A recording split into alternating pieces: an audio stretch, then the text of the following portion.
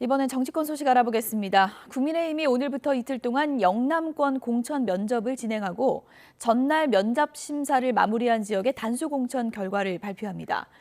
영남은 여당의 전통적인 강세 지역인 만큼 현역 의원 물갈이 폭에 관심이 쏠리고 있습니다. 민주당도 지금은 공천 작업이 한창인데요. 이재명 대표가 일부 측근들과 공천 관련 심야 회동을 했다는 보도가 나온 뒤에 파장이 커지고 있습니다. 국회 취재기자 연결돼 있습니다. 박기환 기자. 네, 국회입니다. 국민의힘은 나흘차 면접 심사를 진행하고 있는데요. 오늘부터는 영남권 공천 심사죠? 네, 그렇습니다. 오늘은 국민의힘의 전통적인 강세 지역으로 꼽히는 경북과 경남 지역 후보자들에 대한 면접 심사가 이뤄집니다. 내일은 대구와 울산, 부산, 강원 지역 심사가 예정돼 있는데요. 이들 지역은 여당 지지세가 강한 곳인 만큼 현역 의원도 가장 많습니다. 국민의힘은 면접 평가가 마친 다음 날 바로 단수 공천 지역을 발표하고 있어서 내일과 모레 본선에 오를 후보가 공개될 것으로 보입니다.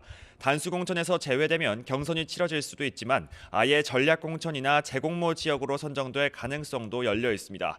단수 공천되지 못한 현역 의원은 물갈이 대상으로 연결될 수 있다는 의미입니다.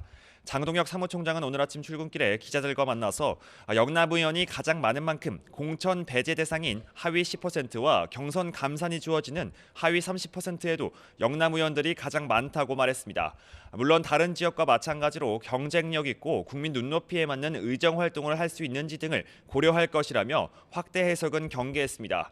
이런 가운데 국민의힘 공천관리위원회는 어제 면접 심사를 마친 경기 일부 지역과 충청 지역에 대한 단수 공천 후보자를 오늘 발표합니다. 네, 민주당은 이른바 공천 관련 심야 회동 관련해서 논란이 큰 것 같은데요. 지금 당내에서 어떤 얘기들 나오고 있습니까? 네, 관련 보도 이후 당내에선 술렁이는 기류가 감지되고 있습니다. 발단은 지난 13일 밤 이 대표와 조정식 사무총장 그리고 당직이 없는 정성호 의원 등 친명계 의원들이 모여 별도로 회의했다는 내용의 언론 기사입니다. 특히 노웅래 기동민 의원 등 뇌물 혐의로 기소된 현역 의원들에 대한 컷오프 여부 등을 논의했다는 내용이 담겨 논란이 일었는데요.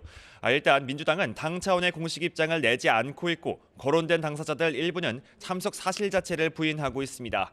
이런 상황에서 이 대표가 전당대회 돈봉투 의혹에 연루된 의원들에게도 전화를 돌렸다는 이야기가 흘러나오면서 파장이 커지고 있습니다. 이 대표가 사실상 불출마를 요구하는 전화를 할지에 촉각을 곤두세우는 분위기입니다. 현역평가 하위 20% 명단 통보가 임박한 것도 불안감을 키우는 모습입니다. 이런 가운데 민주당의 준위성정당인 야권 비례연합정당 논의에는 속도가 붙었습니다. 오늘 녹색정의당을 포함한 야4당이 총선 과제 등을 논의하기 위해 한자리에 모여 있는데 녹색정의당의 비례연합정당 참여 여부가 주목되고 있습니다. 네, 제3지대 상황도 좀 알아보죠. 개혁신당 놓고 급조된 빅텐트다 이런 비판도 많았는데 이른바 화학적 결합을 놓고 논란이 일고 있다고요? 네, 그렇습니다. 이준석 공동대표는 어제 SBS 라디오에서 정의당 출신인 류호정 전 의원과 배복주 전 부대표가 당내 주류는 될 수 없을 거라고 말해 논란이 일었습니다. 기존 지지층 일탈 조짐을 고려한 행보로 보이지만 정치 노선이 다른 인사들이 모인 만큼 화학적 결합 가능성에 대한 우려가 제기되고 있습니다. 공천관리위원장 선임도 미뤄지고 있는데요. 이낙연 공동대표가 시한을 오는 19일로 못 박았지만 아직 최고위원회에서 관련 논의를 하지 못한 것으로 파악됐습니다.